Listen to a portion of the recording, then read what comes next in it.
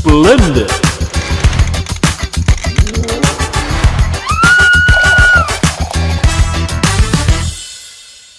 Olá, sejam muito bem-vindos a mais um Café com Consciência. Hoje eu estou entrevistando simplesmente o dono da casa. A pessoa que me conectou a alguns dos convidados, que me trouxe para esse estúdio maravilhoso, nos recepcionou em Minas Gerais. O cara que ele faz tanta coisa, ele pensa sobre tantos assuntos e domina-os, não só pensa, mas domina-os, que até dizer o que ele faz fica meio complicado aqui para o meu tic-tac. Eu vou deixar que ele se apresente. Renato Lisboa, esse cara que é escritor, ele é Neuropsicanalista. Neuropsicanalista, eu até me enrolei. É tanta coisa. E a gente vai falar de um assunto que vai tocar forte com todo mundo, que a gente vai falar sobre emoções. Ele e Roberto Carlos, eu estava falando aqui. Renato, seja muito bem-vindo. Obrigada por nos receber, oferecer esse estúdio que eu estou amando, super bem equipado. E a sua terra, né? Que a sua terra, primeira vez que eu vim em Minas Gerais. Espero que você esteja Primeira de sendo muitas. bem recebida, Ave né? Maria, o melhor de Minas é o povo. Falei pra Janaína, o melhor de Minas é o povo. Adorei, o pessoal muito carinhoso, muito acolhedor, sabe? Muito gentil, sempre solícito. E agora vamos falar. Fale um pouquinho da sua história para as pessoas que não lhe conhecem, né? Você vai falar para um público também de Pernambuco, do mundo, né? Porque a gente é internacional. Você tem projetos agora indo para Portugal, próximo mês, né? Em outubro. Enfim, é muito assunto. E aí, Renato, como é que você começou a olhar sobre essa questão do ser, né? Você tem a questão da alegria, você tem a questão da emoção. Como começou essa jornada? Porque é uma jornada, né? Sim, é uma jornada e que não tem fim. E é interessante porque quando eu comecei, eu tinha uma mentalidade muito fechada. Era uma mentalidade muito deixando a vida me levar. E assim... Mudou de Roberto Carlos para Zeca Pagodinho, né? Pois é. Mas vai. E dessa forma, né, do deixando a vida me levar, eu me formei em Direito, né, fui ser advogado, até porque era uma das únicas faculdades que tinha na minha cidade, pelo menos aquela que mais, vamos dizer, que enchia os olhos naquela época. Dava um respaldo, né? Que dava um respaldo e que também a família, muito humilde, conseguia pagar, né? Então eu acabei falando que, poxa, não foi eu que escolhi o direito, foi o direito que me escolheu, né? E aí, advogando, trabalhando, conseguindo pagar as contas. Qual era o direito que você escolheu? Fazia tudo. Não, geralmente quando você começa a carreira, tudo. você faz tudo. É que nem arquiteto, eu fui arquiteta. No começo aí faz tudo. Depois eu escolhi o direito do trabalho e fui tendo até um certo sucesso, fui... trabalhar no sindicato em Ouro Preto, lá consegui fazer... Ouro Preto, diz que é lindo lá, eu preciso conhecer. Nossa, maravilhoso. Você é de Ouro Preto? Eu sou de Conselheiro Lafayette e Ouro Preto é uma cidade ao lado de Conselheiro Lafayette. Então eu ia trabalhar lá em Ouro Preto todos os dias no sindicato e lá nesse sindicato tive a felicidade de fazer a maior negociação trabalhista do Brasil. Então fiquei famoso, né? E qual foi? Foi muito legal. Pode dizer? Oi? Pode dizer qual foi essa negociação? Sim, sim. É a maior negociação do Brasil. Em 2015, uma empresa, na realidade em 2014, uma empresa que a gente advogava, uma multinacional, não vou dizer o nome dela aqui, mas está nos anais aí da história. Vou procurar saber. Ela quis fechar a planta lá de Ouro Preto. E era uma empresa que contribuía muito com o orçamento da cidade, que tinha também a maior parte dos empregados de Ouro Preto trabalhavam nela. E ela quis fechar sem negociar com o sindicato. E na época havia uma súmula vinculante que dizia que toda empresa, quando fechasse e houvesse uma demissão em massa, ela tinha que negociar com o sindicato. E ela não obedeceu esse rito da negociação com o sindicato. Como eu era o advogado do sindicato, então eu manifestei contrário ao fechamento da empresa, envolvi o Ministério Público e juntos nós promovemos uma ação civil pública na Vara do Trabalho de Ouro Preto. Ali conseguimos uma liminar impedindo o fechamento da empresa e partimos então para uma negociação administrativa. E nessa negociação foram mais de 50 reuniões e não chegava a um acordo, mas aí um fator que foi decisivo foi que na data em que a empresa queria fechar, ela não conseguiu fechar. Então ela teve que ir pagando folhas de pagamento que não estava na previsão orçamentária dela, porque para ela já teria fechado, e isso acabou que acelerou o processo dela querer chegar no entendimento com o sindicato. Final das contas, conseguimos fazer uma negociação que na época rendeu R$ 25 milhões para os funcionários, além do legal. Então, por isso que todo mundo chama da maior negociação trabalhista do Brasil, porque chegamos em valores na época astronômicos, os colaboradores receberam um valor além daquilo que era legal que deveriam receber, e é uma ação que não consegue mais ser repetida, porque essa súmula vinculante ela caiu. Hoje, uma empresa que for demitir em massa, ela pode demitir em massa, não tem a Sim. obrigatoriedade de negociar com o sindicato.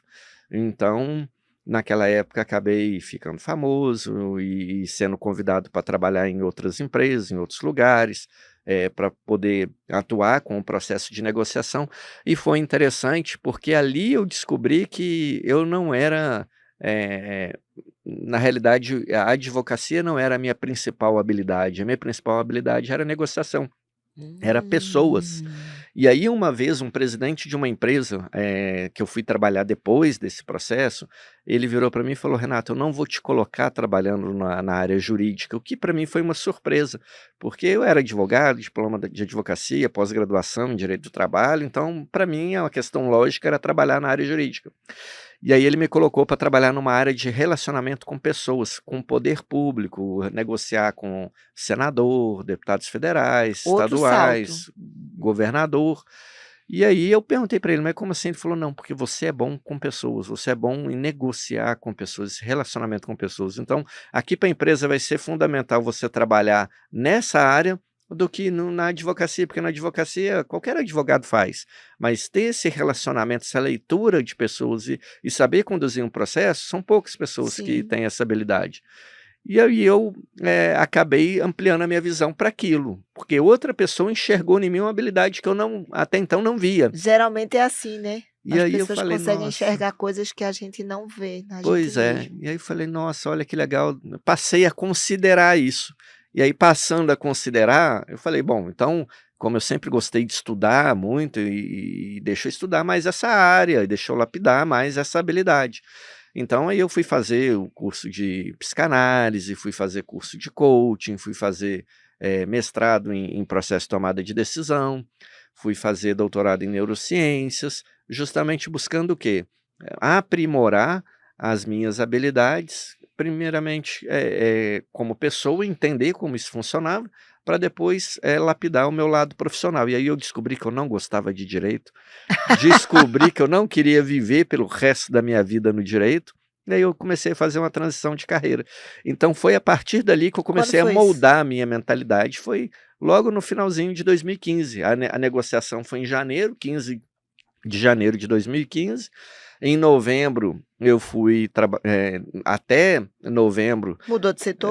mudei de setor, fui trabalhar nessa empresa, nessa outra área, e aí foi onde tudo começou a mudar. Já estava matriculado num curso de coaching em 2015 e comecei ali a entender um novo mundo, uma nova jornada, e principalmente passar por um processo de autoconhecimento que até então eu não conhecia, né? Eu não entendia aquela frase de Platão, né? Conhece-te a ti mesmo. Hoje é um mantra para mim. Poxa, qualquer coisa que eu tenho que fazer, eu tenho que me conhecer primeiro, conhecer as minhas reações, conhecer, até para me poder entregar para o outro aquilo que ele espera na medida do que ele espera.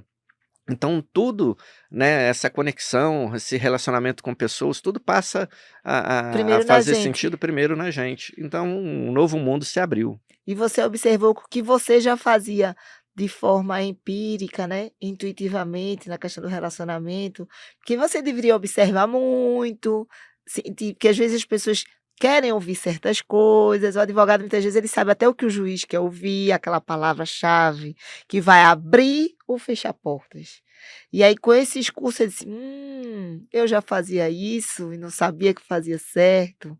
É interessante, né, quando a gente se olha, né, se enxerga com essas capacidades, né. E hoje você vê outras pessoas, hoje você ajuda as Justamente. pessoas a se olharem. A se olharem. E atendo hoje ainda algumas poucas pessoas Sim. num atendimento individual, né? Porque acaba que as palestras, os cursos tomam muito tempo, mas eu ainda tenho, né? Porque eu gosto Você gosta de desse atender processo do individualmente? atender individualmente, da mentoria, do processo, e principalmente de quando você consegue ajudar a pessoa a evoluir, ela se descobrir. Isso, para mim, não tem preço. Então, eu ainda reservo parte da minha agenda para esse tipo de atendimento.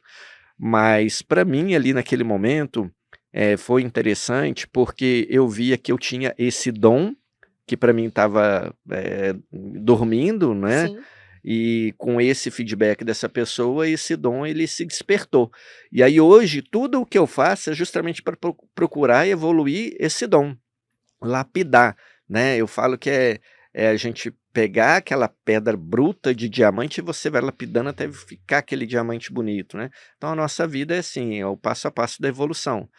E aí, hoje eu trabalho focado em pessoas. Tem gente que ainda, ah, Renato, eu tô com um processo aqui, faz para mim. Nossa, você é muito bom nessa área do direito, você faz para mim. E eu falo não, porque eu entendo que tudo aquilo que não está de acordo com o meu propósito é não. E o meu propósito, Hum. ele está de acordo o quê? Em pessoas, em inteligência emocional, em emoções, em fazer com que as pessoas se descubram verdadeiramente para que encontrem o seu propósito. Então, tudo que está fora desse caminhar, ele só vai me atrasar. Só vai fazer com que eu desperdice o tempo com outras coisas me tirando do foco. Então, tudo é não. Então, eu até falo: olha, minha esposa é advogada, se você quiser, ela faz. Posso, às vezes, dar uma dica para ela, falar alguma coisa, ela às vezes me pergunta, mas eu pegar um processo hoje para atuar, eu já não faço, porque a minha área é o desenvolvimento humano, é o desenvolvimento de pessoas. Inclusive, nas minhas redes sociais, quando as pessoas vão procurar, né, o que eu faço, está lá escrito especialista em pessoas, porque é um mundo amplo. Eu sou neuropsicanalista formado, sou coach formado, tenho, né, mestrado em processo de tomada de decisão, mas tudo isso me lapida o quê? A habilidade de lidar com Com pessoas. pessoas. Mas eu achei interessante quando você falou aí, que você consegue dizer o não, né, a gente vai chegar nas emoções. Porque você ter a consciência de dizer assim: "Isso não". Porque chega e devem chegar propostas até interessantes, financeiras e tudo assim. "Não, mas isso não. Isso não faz mais sentido. Isso não soma para o caminho que eu quero, que eu estou enveredando, que é cuidar de pessoas, emoções". E muitas vezes, a maioria das pessoas se perdem, se distraem com muitas opções, coisas que são até de fazer os olhos brilharem. "Ah, mas por que não, né? Eu escolho isso, mas surgiu isso. Por que que eu não vou fazer?". E é nesse movimento de não focar, né, de não dizer assim: "Eu quero isso aqui, eu vou focar nisso". Pode vir o resto, né, saber abrir mão do que não faz sentido, do que não soma. Isso já é um grande passo, porque a gente vive num mundo de muitas opções, e às vezes muita opção atrapalha, não é não? É interessante porque muitas das vezes as pessoas perguntam para mim: Renato, o que que dá dinheiro? E eu viro e falo: olha, dá dinheiro é trabalho. Trabalho. Se você trabalha, trabalha, trabalha, se você foca naquilo que você está fazendo, vai dar dinheiro. Então não é o inverso. Ah, eu vou fazer tal coisa porque é o que está dando dinheiro. Não. Hum. Qualquer coisa que você fizer dá dinheiro. Teve uma época, né, principalmente na época da transição de carreira, quando eu estava mudando ali da fase do direito, né, para neuropsicanálise, todo mundo queria me tirar pedra, me jogar pedra, né? A minha família, então, mas você tá Tem isso. louco? Tanta gente que Doidou? queria tá chegando Logo agora que você fez essa super negociação, seu nome vai bombar. justamente. Então, assim, choveu foi de críticas, né? E as pessoas, não faz isso. E Deus, eu falo, gente, você está se sabotando. justamente. E aí, o que que acontece? Eu falei, não, eu estou em busca da minha paz. E a minha paz Hum. é o quê? É eu fazer o que eu amo. E o que que eu amo fazer? Porque quando eu amo uma coisa, não é um esforço, é um Não, prazer. é leve, é fluido. O direito, eu me esforçava muito, sempre fui muito dedicado, muito atencioso, em certo modo até perfeccionista. Então, era um esforço muito grande, eu não vivia em paz, não conseguia deitar a cabeça no travesseiro e estar em paz se tinha, algum processo que ainda não saiu, alguma coisa por fazer, então era muito tenso o negócio, Era sofrido. muito. Dava En resultado, mas era um Era parto sofrido difícil. sim, era um esforço muito grande, não era prazeroso. Quando eu fiz a transição de carreira, comecei a atender pessoas, passei a me evoluir, mudei a minha forma de pensar, de viver, de me alimentar, de fazer atividade física, de tudo, as coisas foram ficando mais leves. E aí eu fui atendendo pessoas e vendo a evolução das pessoas, aquilo foi me dando paz, dando É outra tranquilidade, coisa, né? me dando um prazer Mudou como imenso de fazer marido, aquilo ali. mudou como pai. Tua Muito, mulher falou: "Tu tá muito. diferente. Sua pele Sim. melhorou, você tá mais tranquilo". Então, É um isso mundo mesmo. novo se abriu. E um novo Renato surgiu. Até rimar, Justamente, rimou. justamente. E aí foi interessante, porque naqueles primeiros momentos, né, abriu o escritório de psicanálise e não entrava ninguém, e aí É falava: "Não, muita mas vou fé, manter viu? firme, né, porque daqui a pouco começa e tal", e foi assim, ali os primeiros 3, 4 meses, aí começaram a entrar pessoas, comecei a atender, e hoje a coisa cresceu. Onde E o fica? que eu ganhava fica em Conselheiro Lafaiete, né, no meu antigo escritório de advocacia, agora é o meu escritório de psicanálise, atendo presencialmente, mas atendo o mundo inteiro virtualmente. E aí hoje, o que eu ganho em valor financeiro é muito maior do que eu ganhava na época do Que coisa direito. boa. Mas qual que é a diferença? A diferença é que eu faço hoje o que eu amo, que é leve, é tranquilo, É no flow, como diz a história, no né? flow. Então, por isso fica fácil o dizer não, porque é um dizer não que você sabe que só vai te atrapalhar, só vai te desviar do foco, do caminho do seu propósito. Então a gente fala não e sigo no ritmo, daquilo que eu busco, que é justamente cada vez mais me especializar em pessoas, atender pessoas e fazerem pessoas entenderem sobre essa nova mentalidade, que é a mentalidade em que ela pode controlar as coisas e não ser controlado. Porque o mundo está aí oferecendo muitas opções justamente querendo isso, querendo controlar as pessoas. Olha, você tem que consumir isso, você tem que ter isso, você tem que fazer essa viagem, você tem que vestir dessa forma. E acaba que as pessoas elas não vivem, elas sobrevivem. E essa é uma grande prisão, a prisão da mente, aonde a gente, dentro de um processo terapêutico, a gente ensina as pessoas a se libertarem dessa prisão da mente para que ela possa buscar aquilo que está dentro do eu verdadeiro delas. Por isso que tem muita gente no nosso país, né, no Brasil, com depressão, com ansiedade, porque estão correndo atrás de coisas que às vezes vai ver não faz nenhum sentido para elas. Mas elas fazem por quê? Porque é o Alguém mundo que disse. está à volta dela vendendo aquilo para ela e ela acredita, ela compra aquilo como uma verdade absoluta. Quando você olha para dentro e fala: "Poxa, eu preciso de muito menos que isso para ser feliz". Então, assim, essa transição, essa redescoberta para mim, foi fundamental para criar essa nova mentalidade e hoje saber exatamente o que eu quero, da minha vida, porque é aquela velha história, né, Ana? Se você não sabe aonde Onde você você quer chegar, chegar, qualquer qualquer lugar, caminho serve. que qualquer lugar, qualquer destino serve, né? Justamente. Exatamente. Aí você falou de sofrimento, você falou de dizer não, você falou de leveza, né? E tudo isso envolve emoção, não é? Quando você de escolhas, de conflito, de direcionamento, de controle. Isso tudo são emoções que vivem, isso tem a química dentro do ser humano, a química cerebral, os hormônios. Emoção não é só uma coisa: "Ah, eu estou gostando disso, ah, isso me dá prazer". São os desdobramentos que essas emoções que você vai começar a falar, causam na fisiologia, causam no corpo, na saúde, não é? E aí você hoje cuida sobre isso, olha sobre isso, né, se desdobra para mostrar às pessoas que: "Ah, mas foi só uma raivinha, uma contrariedade", mas aquela contrariedade bem alimentadinha todo dia dá um câncer. Sim, não só um câncer como muitas outras doenças, né. A gente fala que a pessoa que não gerencia suas emoções é a porta aberta, né, para o adoecimento. Então é interessante porque as emoções, elas nos controlam quando a gente não está observando e a gente não aprende a lidar com elas, 92% do nosso tempo. Porque a maioria das decisões que a gente toma, elas são, feitas pelo sistema 1, que é o automático. Então são decisões emocionais, não é? Aconteceu alguma coisa que você não gostou, você já quer de imediato dar uma resposta àquela situação. Você viu uma coisa na televisão que parece que vai mudar a sua vida se você comprar, você já vai comprando ali por aquele impulso. Uma pessoa falou alguma coisa para você, te deu uma referência ou te influenciou de alguma forma, você já vai agindo, você não vai nem procurando saber.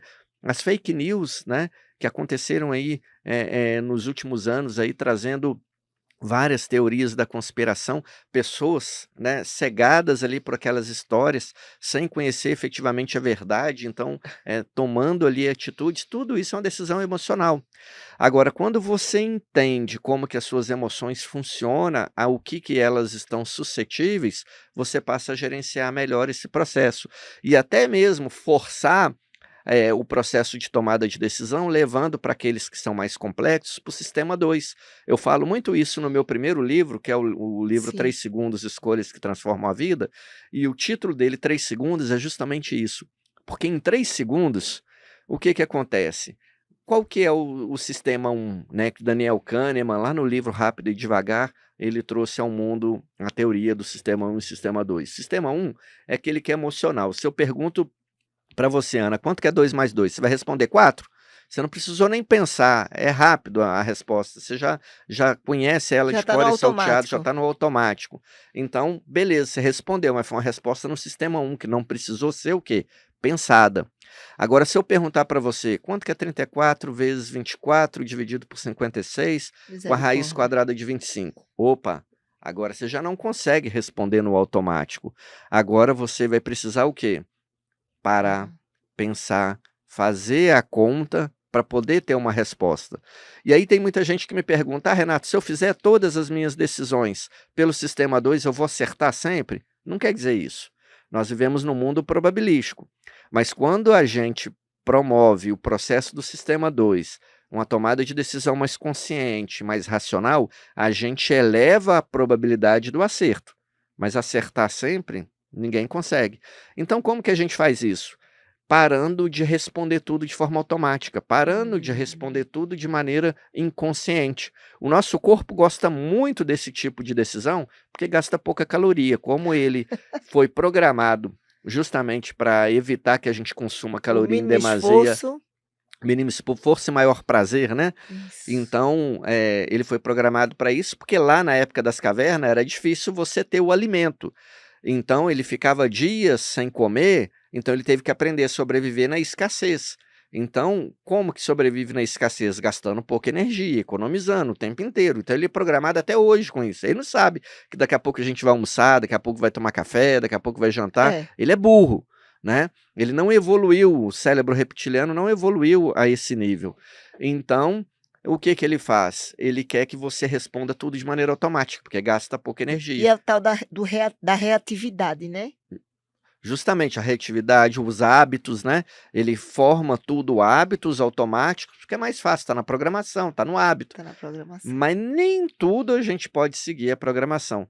Tem coisas que a gente precisa o quê? A gente precisa parar, pensar, ponderar, Desprogramar.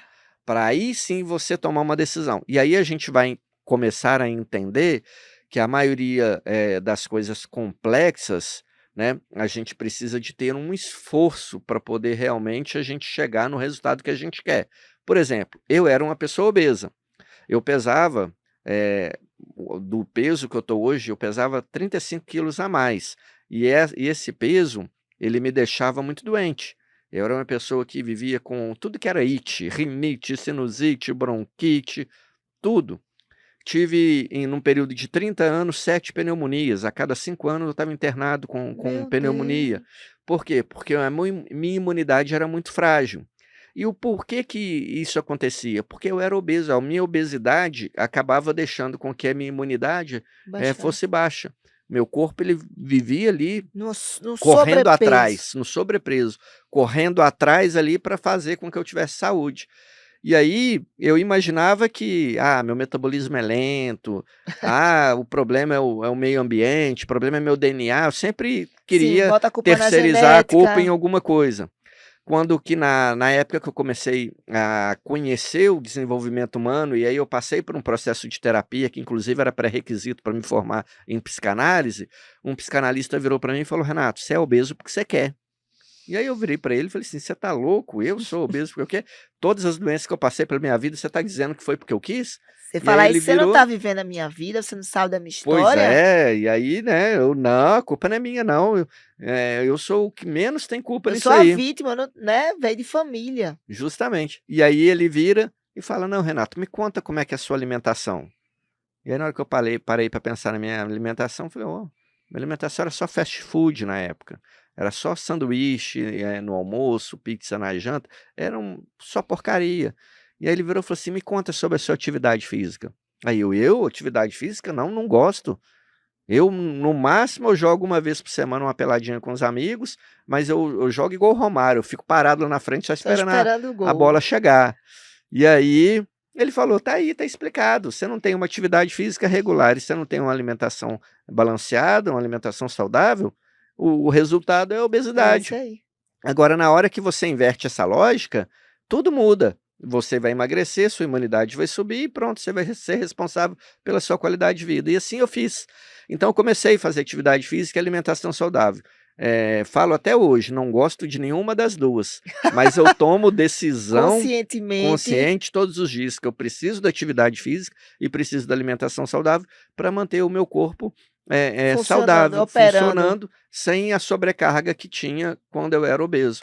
Então isso funciona como? Por quê? Porque é o sistema 2. Eu escolho o que hoje? Eu escolho o resultado. Ao invés do prazer imediato que o sedentarismo trazia, ou que a alimentação calórica trazia, Gostosa. pois é, eu decido que não vou ter prazer agora, mas eu vou ter prazer a longo prazo, conquistando o quê? Um corpo saudável, saúde. Então isso mudou minha vida, é uma Você questão acha de que tem a mentalidade. ver, só um parênteses aí você falando, né, que você tinha um sobrepeso e você tinha um sofrimento. Você acha que tem a ver também com as escolhas, com a vida que você vivia, de ser advogado e estar levando um peso maior do que você conseguia levar? Você acha que quando você fez essa escolha por uma nova atividade, o seu corpo também pediu para ser atualizado? Olha, certamente. É interessante porque quando a gente está num movimento de dor, a gente não enxerga, os milagres que acontecem todos os dias, porque a gente está fechado só naquela dor. E aí a gente busca, no movimento de dor, válvulas de escape para poder aliviar ali aquela Compensar. dor, compensar aquela dor. Então, eu era obeso, mas eu comia fast food. Por quê? Porque o prazer de comer o fast food aliviava aquela dor da obesidade, da saúde, com a imunidade baixa e tudo mais. Ser sedentário, nossa, era bom, porque ficava assistindo ali, Tanto de Netflix filme. e não sei mais o quê, então não tinha aquele esforço, era um prazer que assistir a TV, os filmes traziam para mim. Então eram válvulas de escape, mas no conjunto da obra eu era uma pessoa doente. Então quando eu ressignifiquei essa parte, e a ressignificação ela é fundamental para o ser humano, porque a significação fala o seguinte: "Olha, tem muito mais além do que aquele processo de dor". Mas esse processo, você precisa buscá-lo, você tem que decidir ir atrás desse resultado. E aí tudo mudou. Então foi quase que, num momento síncrono, quando eu fiz a transição de carreira e essa transição também da vida pessoal, saindo aí de um processo de obesidade para um processo de emagrecimento. Não sou fitness, não sou e não tenho a pretensão no meu propósito de ser aquela pessoa fisiculturista Né, e tudo, não aficionado. sou aficionado. Mas hoje eu tenho uma relação com o meu corpo que, me dá prazer e que eu mantenho uma imunidade tranquila, tanto é que quando teve a pandemia, a Sim. minha esposa pegou covid, ficamos dentro de casa juntos, não isolei dela e eu não peguei, justamente por quê? Porque a minha imunidade hoje respondia adequadamente à intenção aí dos vírus e bactérias, né, de, nos Quem atingir sabe não aí lhe no salvou, momento. né, essa ressignificação. Justamente, eu falo isso, talvez fosse na época do Renato obeso, poderia ter tido um outro resultado. Exatamente. Aí você falou sistema um da reatividade, sistema 2 quando você toma consciência das suas escolhas, né, e não aquelas decisões imediatas e depois tem um sistema 3?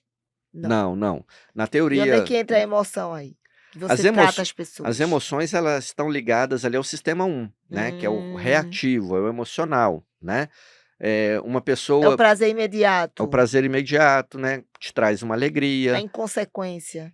Quando uma pessoa te dá um tapa na cara, o que que você quer fazer? Você quer devolver na hora, não é? Porque você Isso. teve uma raiva, O sangue mexeu ali no seu esquentou. orgulho, não é? E aí você quer revidar, você quer uma decisão emocional, sistema 1. Você nem para pensar.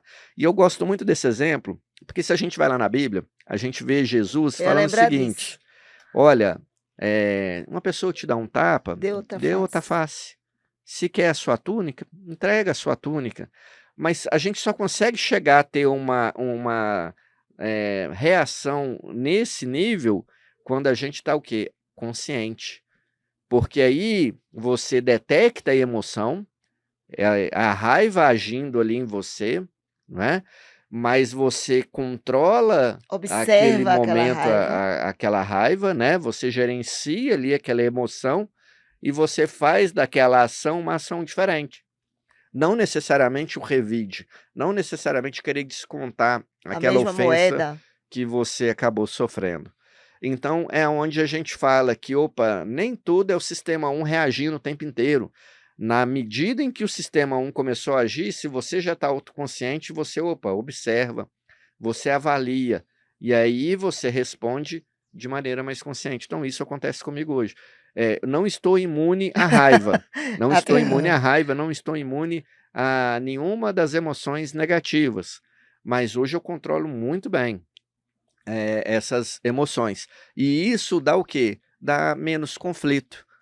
Então a gente consegue ter relacionamentos pessoais mais saudáveis, porque a gente é menos reativo às emoções, é mais no modus operandi de gerenciá-las, e aí isso E aí influencia em você começa a demasia ter o mais outro. empatia, né?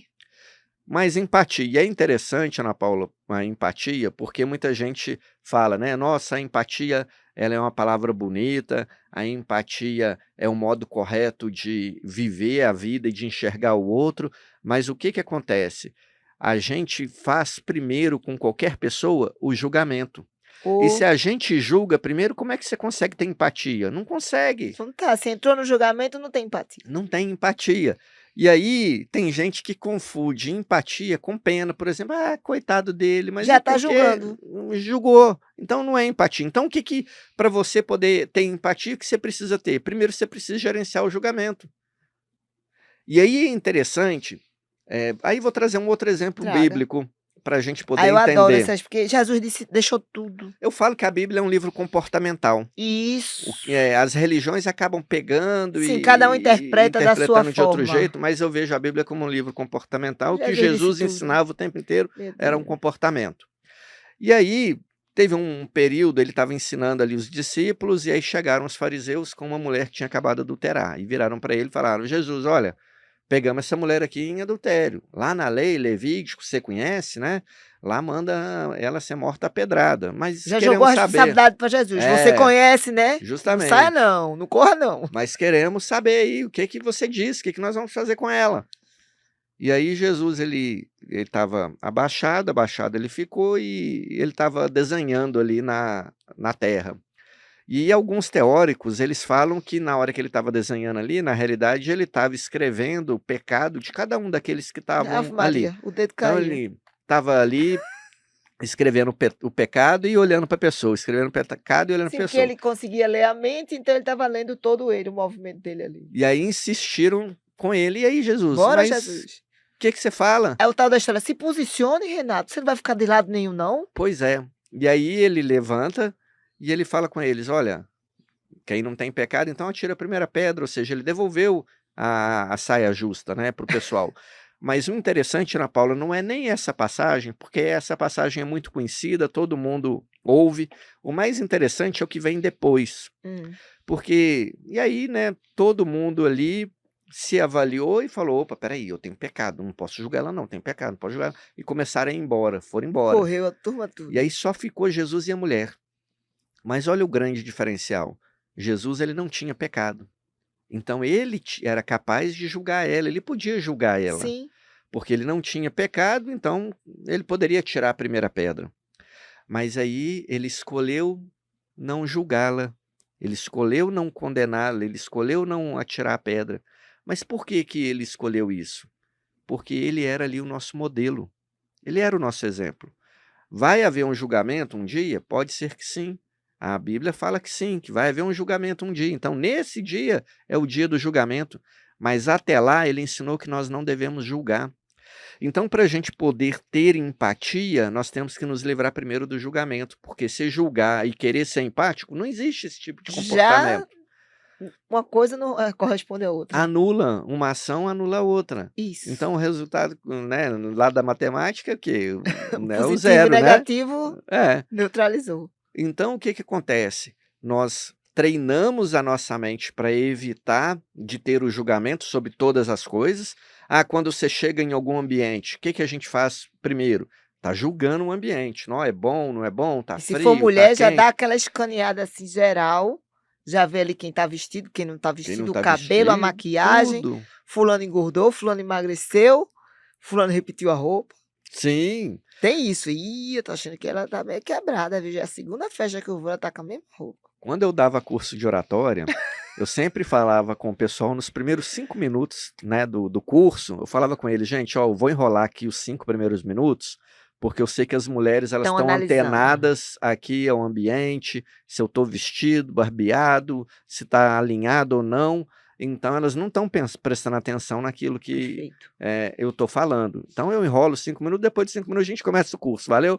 Aí o pessoal caia na gargalhada Mas e é isso pronto. mesmo. Mas na realidade é isso que acontece. Por quê? Porque a nossa mente ela foi treinada desde a infância a julgar primeiro. Então, na vida adulta, o que que a gente tem que fazer? A gente tem que desaprender. Desaprender a julgar, desaprender a comparar, porque vivemos num mundo de comparação e essa comparação nos leva a ter uma atividade buscando sempre estar melhor do que o outro, porque nós vivemos um mundo da comparação. Então, o outro pode estar bem, mas eu tenho que estar melhor, eu nunca posso estar Isso. pior do que o outro. Então, isso te tira da sua essência, porque você vive um mundo de comparação e aonde que está o seu eu O seu verdadeiro, a sua lugar, né? vontade, seu lugar. Esse mundo de comparação é que me levou a fazer direito, porque desde a infância eu sempre fui uma pessoa mais focada ali na área da saúde, uma pessoa mais focada ali em pessoas, mas em algum Observadora. momento eu deixei isso passar. E aí o direito me captou, porque afinal de contas, né, ser É um advogado, chamado de status. doutor, tem um status, Tem. tem uma tradição, tem um histórico, né? Então, de certa forma, é você vivendo a vida do Zeca Pagodinho, né? Vida Isso. E atendendo às expectativas de toda uma sociedade, né? alheias. É. Eu falo sempre que quando a gente nasce, a gente recebe duas entidades, assim. Um é o anjo da guarda, que chega com você e lhe acompanha. E a outra é a expectativa de alguém.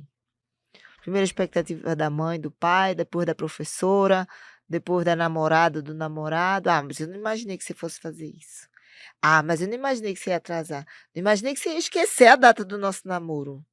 Aí depois a expectativa da família. Sim. E o seu?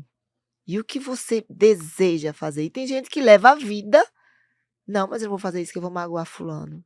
Mas essa época da minha vida, eu com 45 anos, eu vou trocar de profissão. O que é que as pessoas vão falar? E aí você vai num processo de frustração, né? De frustração e de frustração. E hoje você faz isso, né? Você se libertou e ajuda as pessoas a se libertarem, né? Assim, eu vou escolher. Isso é... Justamente. E é interessante, Ana Paula, porque tem uma outra emoção que acaba fazendo com que as pessoas façam ou não façam alguma coisa, que é o medo. Falamos disso. Porque o nosso cérebro, o que que o nosso cérebro ele faz? Tudo que ele não conhece, ele evita. Mas por que que ele evita? Porque a nossa programação natural, ela não quer forçar a gente a gastar pouca energia. Sim. Então aquilo que é desconhecido, para ele, não, eu não sei quanto que eu vou gastar de energia, então não vou. Perigo. Não vou fazer, perigoso. Porque às vezes o gasto energético é maior, podemos colocar a vida em risco. Então ele sempre traz a pessoa para dentro de uma zona de conforto, para um mundo Eu ia falar conhecido. disso, é a tal da zona Ainda de que a conforto. zona de conforto seja desconfortável, ainda que a zona de conforto cause dor. Aconteceu comigo. Eu era obeso, vivia doente, 30 anos obeso, doente. Mas não sai. Mas não saía, porque era uma zona de conforto que me causava dor, mas era o que eu conhecia, né? Era o que me fazia ali, todos os dias ter aquelas más escolhas da alimentação e do sedentarismo. Então, quando a gente é bom a gente ter um medo? Sim, porque o medo, ele evita da gente fazer loucuras, né? Você não vai pegar um carro e andar a 180 Se quilômetros por hora jogar do nas penhasco. estradas de Minas Gerais. Você não vai subir num edifício de 20 andares e se jogar lá de cima. Então, o medo, ele é bom, mas a gente tem que agir na vida com equilíbrio. Nem tudo a gente tem que agir com medo. É interessante quando eu virei para minha família, falei, olha, vou me tornar palestrante internacional e vou começar a viajar Sim. o mundo inteiro. E a minha família, a maioria das pessoas tem medo de avião. E eles falavam, não faz isso não, porque você vai ter que entrar em avião, você vai atravessar o Você vai Atlântico, ficar tem se acidente, sei arriscando mais o quê. muito. E aí, né, se a pessoa ela tá aberta a ser influenciada assim, ela realmente, né, não, é mesmo, pra quê, né, tá tão bom a vida assim, né? Então não, eu virei e falei assim, não, legal, anotado as considerações de vocês, mas a minha decisão está tomada, é isso que está alinhado ao meu processo. Estou palestrando na Argentina, no Uruguai, no Chile, em Portugal, e vamos o ano que vem para a Espanha. Então, por quê? Porque é você se conhecendo, você conhecendo o seu propósito estando claro para você, e aí sim, você fala não para tudo o resto e vai guiando a sua vida rumo ao seu propósito. Faço coisas desafiadoras todos os dias. Faço escolhas desafiadoras, mas estão alinhadas ao meu propósito. Olha, tem coisa que eu começo a fazer que pode dar errado? Sim, claro. Sim, Mas o problema é se eu não começo a fazer, já deu errado. isso. Então, não, eu tenho que me mover. Isso, o movimento é Então, que faz o milagre é um acontecer. movimento. Então, assim, as coisas que são desconhecidas é porque eu ainda não tive a oportunidade de conhecê-las. E é interessante que a primeira vez que eu fui viajar de avião, eu tinha 18 anos, e aí Foi estava com pra meus onde? amigos, fui para Ilhéus, na Bahia. E aí entrei no avião, eu com meus amigos, né? A gente tudo animado, primeira viagem de avião, aquela coisa, né? E a gente, ai meu Deus, nossa, que fantástico, que legal. E aí nós entramos dentro do avião e estamos indo. Primeira vez a gente não conhecia nada, não sabia nem Como conversar com a senta, comissão de bordo lá, com a sim, pra onde aeromoça e tudo vai. mais. Nem sabia nada. Mas era uma felicidade, por quê? Porque a gente vivia aquele mundo, né? Todo mundo já viajou de avião, agora é a nossa vez. E aí, interessante, chegou um determinado momento da viagem, o comandante passa um áudio, né? Um áudio lá para a tripulação e para os passageiros, né? Ele fala: olha, apertem os cintos porque vamos passar por uma turbulência. Na Misericórdia. hora que eu ouvi falar em turbulência, era a primeira vez que eu estava dentro de um avião e nunca tinha passado por essa experiência. Então, para mim, turbulência significava morte. Oh, meu Porque Deus. tudo o que eu tinha lido sobre acidentes de E avião, filmes e filme e tudo. tudo mais, tinha tido uma turbulência antes. Então a Era o turbulência prenúncio do gravada na desastre. minha mente era o desastre, era a morte. E aí na hora que eu ouvi aquilo, e eu comecei a orar para Deus, né, porque não dava para fazer muita coisa. Agora já E foi. aí eu falei: "Poxa Deus, 18 Na aninho, primeira logo. poxa, eu tenho tantos sonhos, tantos planos, não, me livra disso", né, e achava ali que ia morrer, né, pedindo perdão dos meus pecados já. Começava em tudo. E a vida passou ali diante dos meus olhos ali naqueles minutos, né. E aí foi interessante, veio a turbulência, o avião sacudiu de tudo enquanto é jeito, mas passou. E aí na hora que passou, fiquei assim, né, ressabiado, olhando, falei: "Uai, é isso aí que é E eu tô turbulência? vivo? Não teve acidente, o avião não caiu nem nada, uai. Ah, tá bom", fiquei um pouco mais calmo, mas estava ali tenso ainda, né. E aí passou um pouquinho, ele fala de novo, vinha uma outra turbulência. E aí Nunca eu já mais ele foi pra fiquei Ilhéus. assim. Pois é, Desse viviane. poderia ter sido uma experiência traumática, né. E aí veio a segunda turbulência, balançou de novo, e aí eu me acostumei, falei: "Ah, turbulência não significa necessariamente acidente, não significa Morte. necessariamente morte. É desconfortável, é ruim, mas tá legal, dá para Dá pra passar. passar". Então o que que acontece? Ali eu fiquei conhecendo uma coisa que era desconhecida. Mas o meu corpo, ele reagiu antecipadamente àquilo que ele não conhecia. Hoje conhece. Hoje a gente está sempre aí viajando de avião, está sempre tendo turbulências e já não é mais aquele medo que acontece. É desconfortável, sim, mas não é mais aquele medo. Então, assim, muita das vezes as pessoas ficam paradas, estáticas, sem fazer, Paralisadas. por causa do medo do desconhecido. O que elas precisam fazer é conhecer. Em algum momento vai ser até desconfortável, ou vai sair em desacordo com aquilo que ela planejou, mas não é o fim. É um aprendizado, é uma experiência. E hoje, tudo que dá errado na minha vida, porque, claro, muitas coisas dão errado porque a gente vive num mundo probabilístico, mas o que que eu ressignifico imediatamente, naquele dia? Eu não deixo com que as coisas negativas elas passem a fazer morada na minha A mente, controlar a sua controlar a mente. minha mente. Eu entendo o seguinte: o que que eu posso aprender com isso? Porque eu entendo hoje que tudo é experiência, tudo é um processo de evolução. E aí eu sempre, quando eu vou dar palestra, eu sempre pego as histórias dos grandes empreendedores de sucesso desse planeta, e eles não acertaram na primeira vez, muitas das vezes eles levaram um tempo para poder acertar. Então esse processo de evolução, de conhecimento é o que muita gente, as pessoas temem. As pessoas hoje vivem uma vida imediatista, querendo acertar tudo de primeira. Então esse é o grande Isso. erro. E aí muitas das vezes, quando elas não acertam a primeira vez, o que que acontece? Vira uma dor. E aí ela: Sim, "Ah, uma não, não, frustração. não é para mim, não, Não, eu não, não não. sou bom nisso, não, não dá para mim. Não, eu prefiro viver de CLT ganhando 2.000 por mês, porque empreender não dá, Bem não é que bom para fulano mim". disse que isso não era para mim. Pois é. Então, na realidade, nós temos que abrir a nossa mentalidade. As coisas dão errado, sim, todos os dias, para todo mundo. Não é para uma pessoa, ela não foi pega para Cristo. Mas ela precisa o quê? Ressignificar, aprender, lapidar o processo e tentar de novo. Uma hora as coisas vão Uma se coisa, abrir. o carro anda. Mas você falou uma coisa interessante das turbulências, né. E a vida é cheia de turbulências, porque faz parte da vida. Né, uma árvore para nascer, a semente passa por uma turbulência, ela tem que romper, aí sai aquele tronquinho, depois uma turbulência para sair uma folha nova, e assim vai, né. E a vida da gente, ela tem que passar por esse caos, digamos assim, esses mini caos, para chegar num processo maior. E se você começa a ter medo dessas pequenas turbulências, seja nos relacionamentos, seja na sua vida profissional, para você olhar para aquela turbulência e dizer: "Opa, o que é que isso aqui está querendo me dizer?". Agradecer a turbulência, as pessoas: "Não, é feito transição". Vou jogar para você agora, viu, que você é especialista. "Fulano está em transição". Olhe, acho melhor você não falar com fulano não, que ele está na transição. Como se transição fosse um grande problema, mas é uma grande oportunidade. Não é isso, Renato?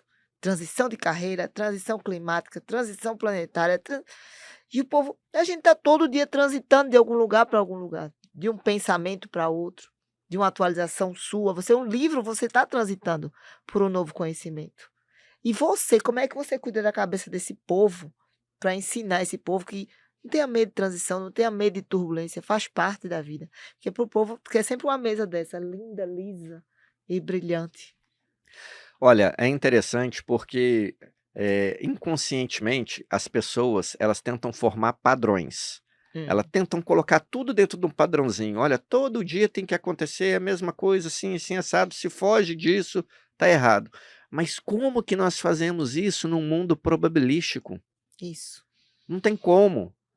Cada dia nós vivemos uma coisa diferente. Todo dia que se abre são novas oportunidades, então Graças a nunca vai Deus. ser a mesma coisa. É interessante porque, né, as pessoas vão lembrar lá na aula de geografia, né, a Terra está fazendo um movimento de rotação, né, um dia girando, né, manhã, tarde, noite, madrugada, manhã de novo, e um movimento de translação que é em torno do Sol, leva 1 ano para fazer isso. Um movimento sempre para o futuro, Sempre para o dizendo que futuro. sempre vamos viver um futuro diferente daquilo que a gente está vivendo. Muito forte isso. Então o que que acontece? Nós vivemos o tempo inteiro em transição, uma mudança contínua. Então não tem como você, viver uma mentalidade querendo colocar tudo dentro de um padrão, que não existe esse padrão. Você pode até ressignificar, para viver coisas que deram certo no passado, e ter elas como base para você poder fazer novas decisões.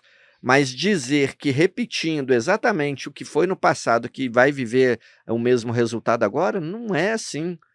Então, eh, nós precisamos estar abertos numa mentalidade diferente, uma mentalidade num mindset de crescimento, que muita gente hoje, acaba, batendo palma aí pelo livro fantástico da Carol Dweck, que quebrou a a psicologia que falava do consciente, de inteligência, né, Hã, porque antes, na minha geração, né, a gente fazia testes de de QI. inteligência, era o QI, né, e o mindset de crescimento hoje, não, espera aí, né, qualquer coisa que você quiser fazer, você pode fazer que você vai dar certo.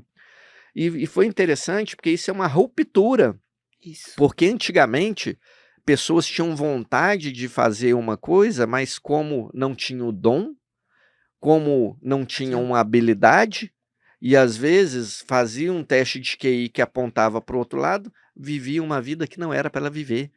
Bastava ela ter um esforço para poder aprimorar aquilo aprender que ela algo queria, novo. algo novo, lapidar aquela habilidade para viver a sua essência. E aí muitas pessoas viveram uma vida, eh, pesada, sofrida, com uma crença limitante que impedia elas de ter o quê? A liberdade de pensamento. Então hoje, eu falo com as pessoas o seguinte: "Olha, a primeira coisa que você tem que ter é liberdade". E aí elas falam: "Ah, mas eu tenho liberdade, eu não estou preso". Eu falo: "Não, a liberdade é você poder decidir por 100% das coisas. Então primeiro você tem que quebrar as crenças limitantes que impedem você de decidir por naquela área onde ela bloqueou a sua ação de pensamento. Você precisa se livrar dos traumas, porque a pessoa que carrega um trauma, ela nunca vai escolher algo parecido com o trauma, porque ela não quer viver o trauma, ela vive sempre uma vida de fuga daquele trauma. Hum, Então, quando você ressignifica isso, você ganha novamente a liberdade de pensar e de e escolher. de escolher. Então, é um processo que é onde eu falo sempre no início das terapias, a gente Sim. começa por um processo de autoconhecimento, você se conhecer de verdade e você conhecer seus traumas de verdade, você conhecer o peso que você carrega de verdade. E muitas das vezes essas crenças limitantes, esses traumas vieram enraizadas lá da sua infância, do início da sua educação. E muitas das vezes, não querendo culpar ninguém, ninguém tem Não, culpa porque é tudo inconsciente. Mas muitas das vezes traumas e crenças limitantes foram inseridos pelos pais, pela própria pelos família. professores, pelos familiares, que foram repetindo ali coisas que eles aprenderam e que eles viveram e achavam que era um modo certo de ensinar ali para as crianças, e as crianças, elas absorviam, porque nós somos como gravadores, a gente vai gravando tudo que acontece no nosso meio. A influência do que as pessoas falam com a gente é muito grande. E aí a gente Ainda mais vai quando a decidindo pessoa tem autoridade sobre nós, né. quando tem autoridade, vem, Bem que minha carregada mãe falou que esse casamento não ia dar certo. justamente. E aí todo movimento que você faz é o quê? É para não dar certo, é Isso, inconsciente. porque você bota a responsabilidade no que mamãe falou, o que papai falou. Por isso que a gente como pai hoje, né, pai e mãe, a gente já olha com mais cuidado o que a gente abre a boca para profetizar para os nossos filhos e para as pessoas que estão ao nosso redor. Porque muitas vezes o que a gente como pai e mãe, a gente quer proteger, né, e as pessoas que a gente ama. A gente diz: "Ai meu Deus, sei por quê, eu acho até, na minha visão, né, que não vai dar certo", mas a gente já tem um cuidado de não estar profetizando, que pode dar certo. Né, uma profissão nova, tem tanta profissão nova, né, que pra época da gente aquilo era uma coisa meia, sei lá, meia lúdica, coisa de irresponsável, né, ser youtuber, ser não sei o quê. Aí você disse: "Ai meu Deus, meu filho vai largar a faculdade para ter um canal no YouTube", né. Mas a gente tem que ter Justamente. cuidado. Parte disso que eu vivi na minha transição. E é interessante, Ana Paula, porque assim, nós crescemos na mentalidade do brasileiro, né? Sim. Então a mentalidade do brasileiro qual que é? É uma mentalidade de um povo endividado, de um povo pobre, Ixi. né? Então a nossa relação com o dinheiro é uma relação diferente. Tanto é que qual que é a maior escolha do brasileiro para guardar dinheiro? É a poupança. Não Hum. é? Onde você guarda, na realidade, você acaba perdendo, né, o dinheiro, a inflação acaba comendo ali o seu dinheiro hoje guardado na poupança. Não é a melhor opção de investimento. Mas todo mundo tem medo. Por quê? Porque a crença vem enraizada lá de trás, porque na época, Sim, dos né, nossos dos nossos avós, avós. nossos pais, Caderneta de a poupança. caderneta de poupança Chique. era quem Era quem podia chique. ter, não é? E as pessoas viviam o quê? Endividadas. Então, hoje o brasileiro inconscientemente ele acha que o jeito certo de viver é estar endividado, não é? É poder tá vivendo para receber um pagamento, pagando as contas tá bom, não é? Então não tem um mindset de crescimento, um mindset onde o impulsione a buscar mais, a buscar ter mais. Tem gente que acha que até não tem direito a ter mais. Isso.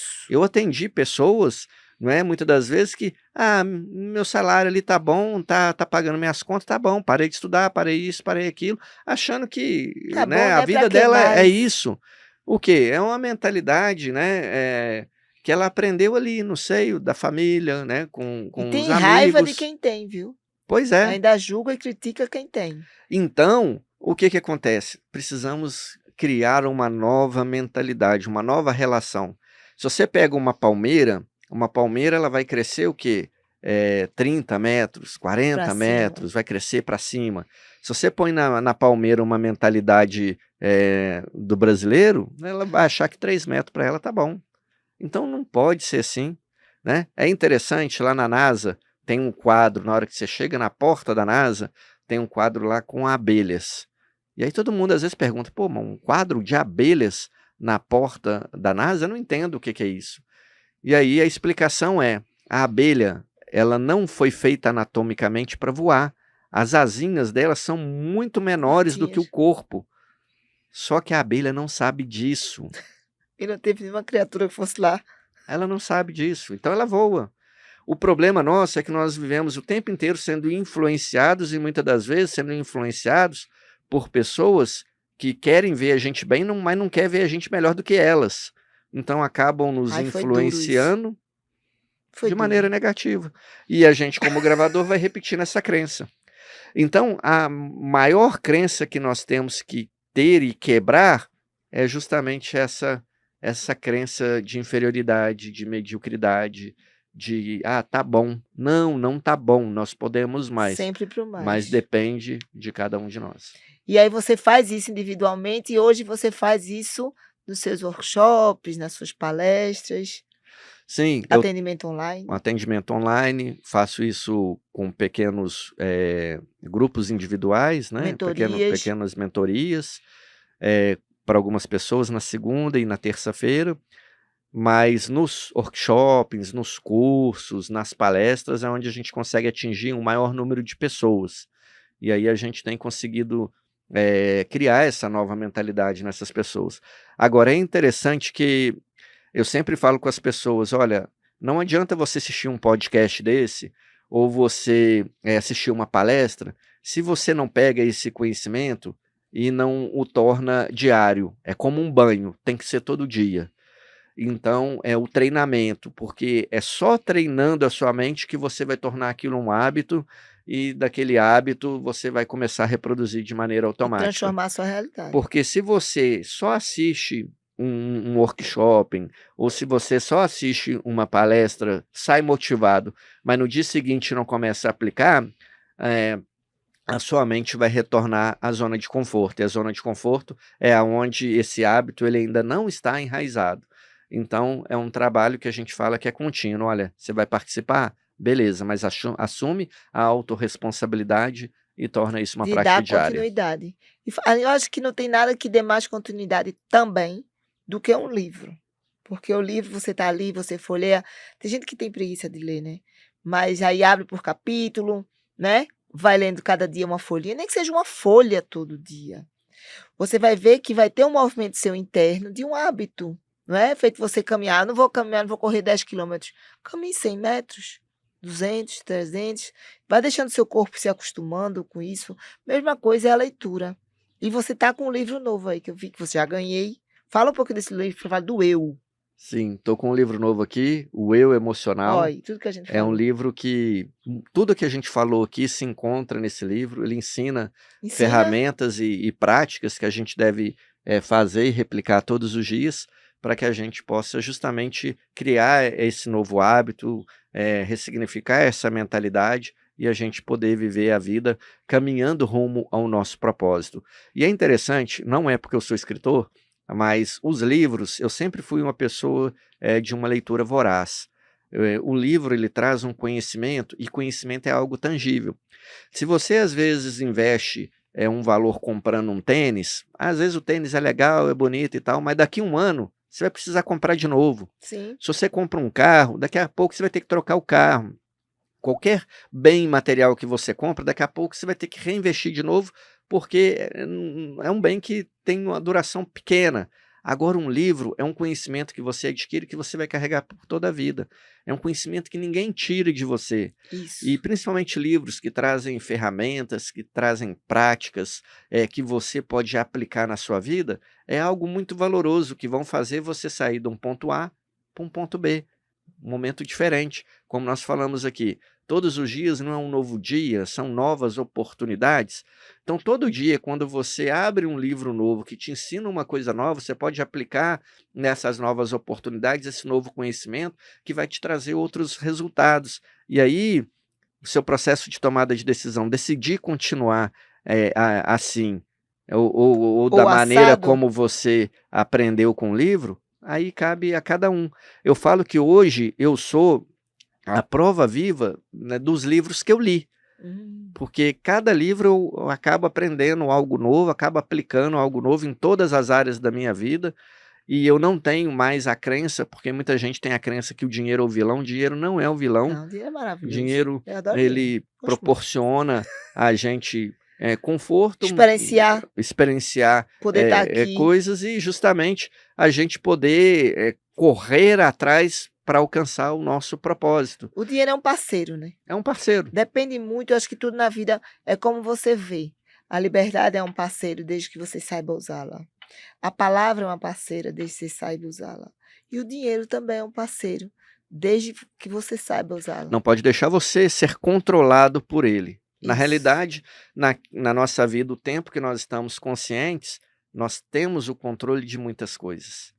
Então é nós estarmos no controle realmente da nossa vida, gerenciando as nossas emoções. Renato, mas a emoção é inata. Alguém fez algo que eu não gosto e eu vou experimentar aquela sensação ruim que a emoção me leva a ter. Falei, legal, beleza, como todo ser humano. Sim. Mas o que você vai fazer com ela, aí já é a sua responsabilidade. Porque, né, fez uma coisa que você não gosta, está com orgulho ferido, e você vai vingar, Como ou você vai receber aquilo? aprender melhor a lidar com essa situação e dar uma resposta melhor a essa situação. Então depende de cada um. Então o eu emocional é justamente Já isso. foi lançado? Já foi lançado, já está à venda nos Aonde? marketplaces, está na Marketplace? Amazon, Americanas, Submarino, na minha própria plataforma, a eventoslisboa.com.br. Eventoslisboa.com.br. Quem quiser adquirir, tenho certeza que não é porque eu escrevi, mas Não, muito eu vou daquilo ler. que eu aprendi na minha vida está aqui, e eu ensino ferramentas e técnicas para as pessoas E me lidarem diz no uma dia a coisa, dia. e você vai ter palestras? Porque eu acho que esse podcast vai entrar no ar agora em setembro. Daqui para o fim do ano, o que é que tem aí que a gente pode encontrar, Renato? Online, presencial? Quais os novos movimentos? Porque ele é homem, que ele não para. Já senti que o negócio aqui é dinâmico, viu? Quais são os próximos movimentos ainda em 2023? Falta muito ainda, né, para 2023. Falta. Em outubro, nós vamos ter o curso de socorrista mental, né, pela plataforma. As pessoas podem acessar o curso pelo Simpla, fazer inscrição. Também Socorrista mental. Colocou isso, aparece. socorrista mental, que é justamente ensinando as pessoas a formarem brigadas de socorrismo mental nas empresas, porque o socorrismo mental, Que negócio interessante. muitas das vezes as pessoas elas pensam que está substituindo o psicólogo e o psiquiatra. Não, muito pelo contrário. O socorrista mental, ele atua num limbo que existia até então, que é justamente das pessoas que estão dando sinais de um adoecimento mental, mas quem está sofrendo um adoecimento mental, ela não pede ajuda, ela tem vergonha. É um sofrimento silencioso, né? Silencioso, e muito pelo contrário, né? Ela não pede ajuda e tem resistência à ajuda. Então o socorrista mental, ele é preparado para fazer a leitura dessa pessoa, porque ela emite sinais e a comunicação, ela é muito mais corporal do que verbal, Hum, né? Então, essas pessoas estão dando sinais o tempo inteiro, então você aprende a fazer essa leitura corporal, essa leitura emocional, e aí quando você identifica realmente que a pessoa está passando por uma situação de risco mental, aí você passa a abordá-la, tem a maneira correta de abordá-la, de quebrar essa E resistência, às qualquer vezes um a pode pessoa fazer poder ser acolhida. Qualquer um pode fazer. online. Não precisa ser formado na área da saúde. É feito um online, é um curso de 30 horas, somos vários professores, eu dou 5 aulas e as outras 10 aulas são outros professores que dão no curso, e é um curso que te dá a certificação para você atuar como socorrista, seja dentro de uma empresa, seja no ambiente de escola, de igreja, ou mesmo para você poder saber identificar na sua própria Observar. família. É interessante, Ana Paula, eu tive num velório uma vez e eu gravei isso e eu falo que depois que eu conheci o socorrismo mental, falei, poxa, como que o socorrismo mental não veio antes disso, né? Teve eu estava num velório e o irmão da menina que tinha suicidado virou para mim e falou: Nossa, Renato, ela estava dando sinais e eu não soube ler. Ela falava, mas muitas das vezes não era nem com palavras, era com ações, era o jeito que ela se comportava, como ela estava vivendo a vida, as escolhas que ela estava fazendo. Tudo é sinais que faz sentido agora, mas agora não adianta, porque ela está aqui morta. Eu tinha que ter aprendido a observar isso antes. E aí foi interessante que depois eu fui convidado pelo Hospital Alemão Oswaldo Cruz a fazer o curso de socorrismo, e aí eu lembrei dessa história. Poxa, você aprender a fazer a leitura de pessoas é fundamental, principalmente no mundo corrido como é o mundo de hoje, Sim, porque você está o tempo inteiro, né, correndo, as pessoas estão te falando, você já está respondendo, não espera nem a pessoa acabar de falar. O socorrismo mental não, você passa a ouvir, muito além da escuta ativa, a escuta emocional, a escuta espiritual, a escuta corporal, e aí você passa a ter ali uma série de definições daquilo que a pessoa pode estar recebendo. E principalmente quando você identifica que a pessoa está num momento de dificuldade de mental, dor. de dor, você estabelece uma rede de apoio que é fundamental para amparar essa pessoa.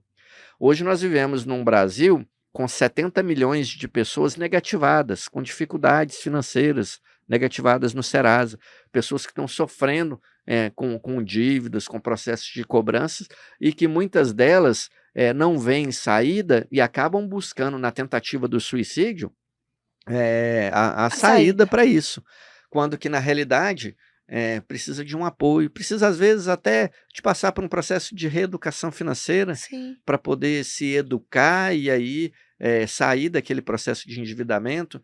E então assim, o socorrismo mental ele traz um pouco disso, né, para poder ajudar a acolher essas pessoas que estão doentes aí, não só Brasil afora, mas mundo afora. Então, em Mu- outubro vamos ter o curso de socorrismo mental. Em outubro também vou estar em Portugal, Lisboa, Braga e Cidade do Porto, levando um workshop de socorrismo mental. Muito bom. Vamos ter a oportunidade de estar junto lá no momento, né, Ana Vamos, Paula? Lá vamos. com o Ricardo Mendonça. Vamos estar também com workshops no eventos lisboa.com.br nesse mês de setembro e nesse mês de outubro. Então, o pessoal ficar ligadinho lá, que vai ter Isso. muita coisa Eu bacana. achei muito interessante essa questão do socorrismo, porque você pode ser um agente, né, de resgate, digamos, na escola, um funcionário, um aluno, e ser ponte para o especialista. Ó, eu observei o comportamento daquele jovem, observei o comportamento aquele servidor. Ele não era assim. Ele tá. Porque é processo, né? Um cara de um pouquinho, um pouquinho, um pouquinho. Quando vê, já está na beira do abismo. Então, meu filho, esse seu curso aí devia ser obrigatório. Deus queira que se torne obrigatório. Porque vai ajudar em muito os profissionais de ponta, né? São os psicólogos, psiquiatras, enfim. É você como um ser agente na sociedade, por isso que eu perguntei, qualquer um pode fazer? Você vai ser um agente facilitador entre a pessoa que está doente, porque é uma doença, né? E o profissional especialista, que muitas vezes os pais estão vendo o filho dele ali tá dando sinais e o pai não tá vendo, coitado, porque pensa, né, quando é adolescente mesmo, né, é fada, é porque brigou com a namorada, é porque não passou, tudo a gente acha uma desculpa, né? Porque tá em dúvida da profissão, sei lá, qualquer coisa. E na hora que você observa, não, o negócio aí não é bem por aí, não. Isso aí tá sendo reincidente. Então, eu achei quando você falou desse socorrista mental, achei bem interessante. A gente vai deixar o link e o que você tiver de material que eu puder divulgar, porque é uma questão de saúde pública, né? Saúde pública, e é uma questão, todos os dias, infelizmente, Ana Paula, pessoas morrem Você falou vítimas naquele de dia. suicídio. Todos os dias. E das pessoas que que decidem morrer através do suicídio, existem outras 15 tentativas. Então tem aquelas que conseguem e tem aquelas que tentam. E aquela que tenta, às vezes não consegue na primeira vez, ela vai tentar de novo. Se ela não for acolhida, se ela não for acompanhada, se ela não for cuidada. Então o socorrismo mental, ele quer justamente isso, ensinar para as pessoas a lidar com pessoas. Porque é interessante porque a gente não aprende a lidar com pessoas, a Não, se conectar com pessoas. infelizmente não. Se você poder olhar os conflitos que nós temos, 100% dos conflitos, eles ocorrem por quê? Pela comunicação. Isso, a gente tá falando isso É agora um há problema de pouco. comunicação. Então, quando você passa por um processo de socorrismo mental, você aprende a ler as pessoas, aprende a criar e gerar uma comunicação mais eficaz, Um você rapó, né? aprende a acolher melhor as pessoas, a lidar melhor com as pessoas, e isso é fundamental. Por isso que hoje, quando alguém Conte me comigo. pergunta, sou especialista em pessoas. Isso aí pode ajudar a muita gente a sair desse ponto vermelho, não é? E até para os jovens identificar um amigo, né? Uma pessoa que está ali do lado, que não entende, aí você começa a entrar, sei lá, em medicação, em coisas que às vezes no comecinho você consegue mudar a rota do destino. Inclusive, quem está em São Paulo, está nos assistindo e está em São Paulo, dia 26 de setembro, eu vou estar lá no congresso da URB, em São Paulo, falando sobre socorrismo mental. Se inscreva lá pelo Simpla, vai ser sensacional. A gente, né, o São Paulo é o grande centro, um grande congresso da Hospitalar. Em São Paulo, Ótimo, agora no dia 26, a gente vai estar lá falando sobre socorrismo mental. muito bom. Parabéns pelo trabalho. É. Olha, doutor Renato, eu faço umas perguntas, já fiz a minha amiga, eu faço a todos. São as perguntas que a gente chama assim, tipo um bate-bola. Por que a pessoa sente, né? Que cada um vê de uma forma diferente, o que eu vou perguntar. E aí você diz alguma coisa em relação a essas palavras. Depois você deixa uma mensagem para todos que estão nos ouvindo. Uma dúvida. Uma dúvida? O amanhã. O amanhã é sempre uma dúvida. E uma certeza. Nós vamos morrer. Então tem que aproveitar Por isso que eu agora. sou unânime. Aproveitar o agora. O agora é sempre O momento presente. isso. Um arrependimento. Não ter conhecido o socorrismo mental antes. E o medo. Olha, o medo de altura ainda tenho, mas já está controlado. Está administrado. Está administrado. E um sonho. Um Ou sonho. uns sonhos, né? Não vamos limitar a ter um só, né? Olha, o sonho é poder atingir o maior número de pessoas com o socorrismo mental. Se conseguir realmente disseminar o curso, tornar obrigatório, atingir todas as regiões do país, eu acho que vai ser a realização do sonho. Muito bom, também faço parte desse sonho. Parabéns. Obrigado. Mas, Renato, muito obrigada. Mas eu quero que você deixe aqui uma mensagem para as pessoas que não dão valor às emoções, só reagem a elas. E o que é que você diria, já que você teve todo esse processo de transformação na sua vida, físico, profissional, espiritual, né? Tanto é que hoje você trabalha resgatando as pessoas através da emoção. Então, eu queria que você deixasse, por favor. Você já deixou tantas mensagens, mas só mais uma para fechar, vai ficar bonito no programa. Você fechar com a mensagem. Lhe agradeço muito a sua receptividade, o seu carinho, a sua atenção, desde o primeiro dia que você foi nos buscar no aeroporto. E para mim foi um grande presente conhecê-lo E é só o começo, né? Que a gente vai desdobrar muita coisa por aí. Só o começo, né? Foi um prazer também te conhecer, receber em Minas, poder te acolher e acolher toda a turma que veio com você, realmente foi sensacional. E dizer que, gente, está na hora de parar de deixar a vida te levar.